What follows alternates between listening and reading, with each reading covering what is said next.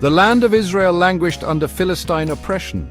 Hope seemed lost. The people were weary, their spirits crushed under the weight of their suffering. Then a miracle unfolded, a glimmer of light in the overwhelming darkness. Manoah and his wife, barren for years, received a divine visitor. Their prayers, filled with longing and desperation, seemed to have reached the heavens. An angel appeared, a beacon of hope in their despair. This celestial being brought with him a message that would change their lives forever. He brought news that made their hearts sing. The angel's words were like a soothing balm to their wounded souls. They would have a son, a deliverer for Israel. This child would be a symbol of hope, a promise of liberation from their oppressors. But this son, Samson, would be no ordinary man. He was destined for greatness, chosen by the Almighty for a special purpose. He was to be a Nazirite from birth, set apart for God. His life would be dedicated to serving the divine will. His hair, a symbol of his vow, was never to be cut. This uncut hair would be a constant reminder of his sacred commitment. This sacred pact would be the source of his incredible strength. His power would be unmatched, a gift from the heavens. It was a covenant with the Almighty, a promise whispered on the wind. The land itself seemed to hold its breath in anticipation. Manoah and his wife trembled at the revelation. The weight of the divine message was almost too much to bear. Their hearts brimmed with a mixture of fear and anticipation. They knew their lives were about to change in ways they could not yet comprehend. They knew their son was destined for greatness, marked by God. This child, born of their prayers and divine intervention, would lead their people. A new chapter was beginning, a chapter of hope and defiance. The dawn of a new era was upon them, filled with the promise of deliverance. The future, once bleak, now flickered with the promise of deliverance.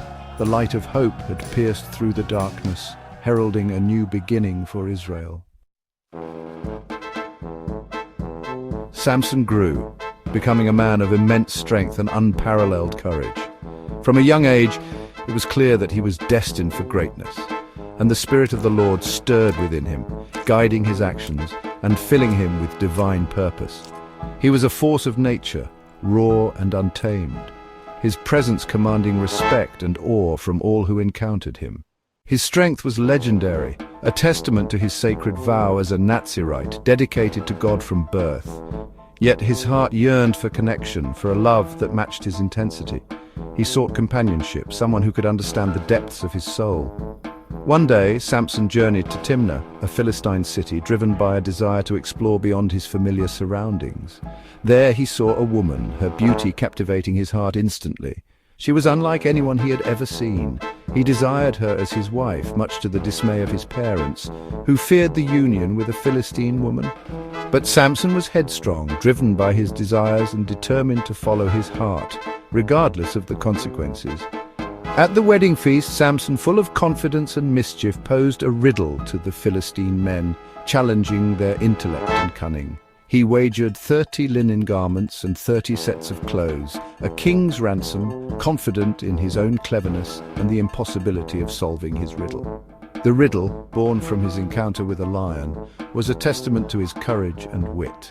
It was a story of strength, cunning, and the indomitable spirit of a man chosen by the divine, inspiring all who heard it to believe in their own potential for greatness. The Philistines, unable to solve the riddle, resorted to treachery.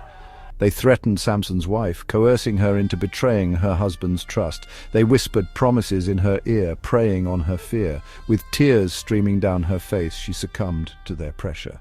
Samson, feeling the weight of betrayal and the Philistines' deceit, channeled his emotions into action. He journeyed to Ashkelon, determined to uphold his honor. He defeated 30 men, their garments a testament to his resolve. Though his heart ached, he remained steadfast in his mission. His spirit, unbroken, sought justice. Driven by righteous anger, he devised a plan, a symbol of his unwavering spirit. He captured 300 foxes, tying burning torches to their tails. With a flick of his wrist, he unleashed them into the Philistine fields, a beacon of his indomitable will. The Philistine crops, their livelihood, went up in flames. The air reeked of smoke and the stench of fear. The Philistines, outraged, sought retribution. They marched on Judah, seeking to crush the source of their misery. Samson, now a beacon of Israelite resistance, stood tall and unyielding. He faced the Philistine army, a lone warrior with unwavering courage. The Spirit of the Lord surged through him, filling him with divine strength. As the Philistines closed in, Samson seized an unlikely weapon, the jawbone of a donkey. It was a simple instrument, but in the hands of a hero it held immense power. In Samson's grip it became a symbol of divine justice and unstoppable might. Section 5. The Siren's Call.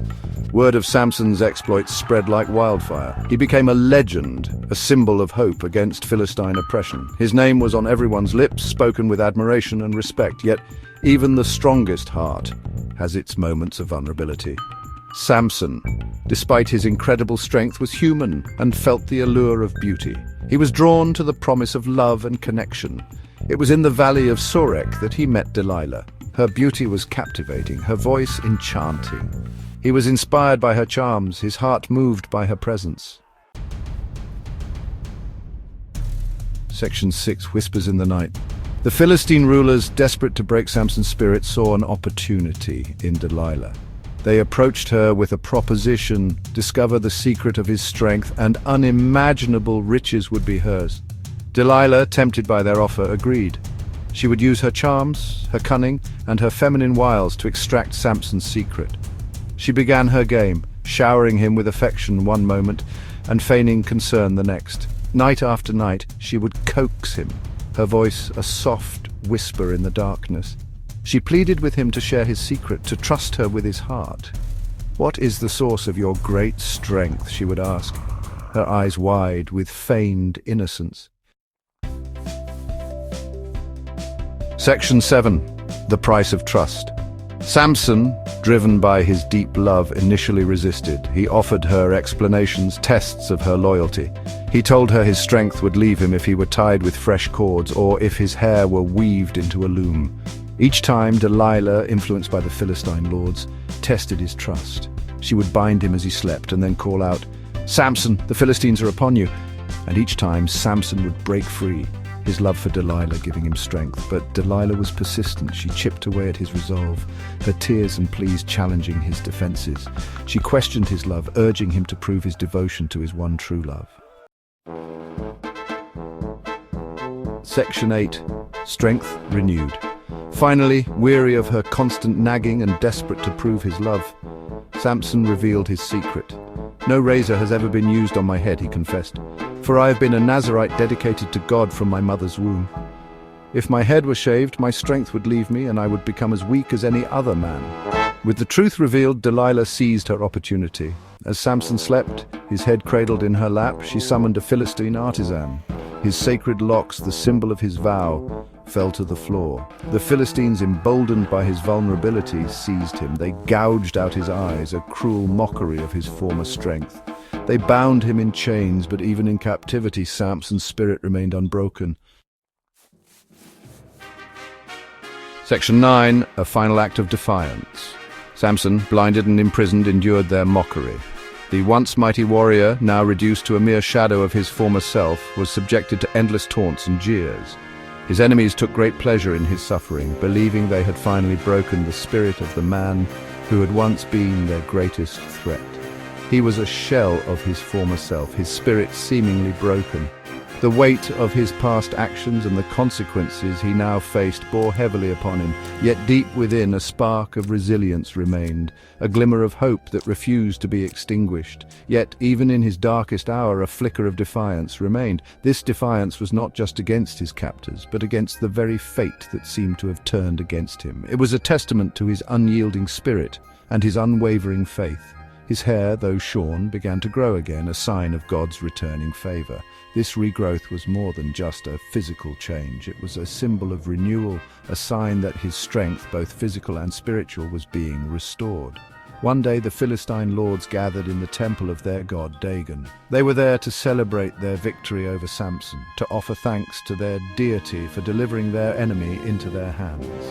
The atmosphere was one of triumph and jubilation. They brought Samson out, a spectacle for their amusement. The once feared warrior was now paraded before them, a living trophy of their conquest. They reveled in his downfall, seeing it as a testament to their own power and superiority. They mocked him, taunted him, reveling in his humiliation. Their laughter echoed through the temple, a cruel reminder of his current state. But amidst the jeers, Samson remained silent, his mind focused on a higher purpose. They had forgotten the source of his strength, the God he served. In their arrogance, they believed that Samson's power had been solely his own, not realizing that it was a divine gift, one that could be restored. As Samson stood before them, he whispered a prayer.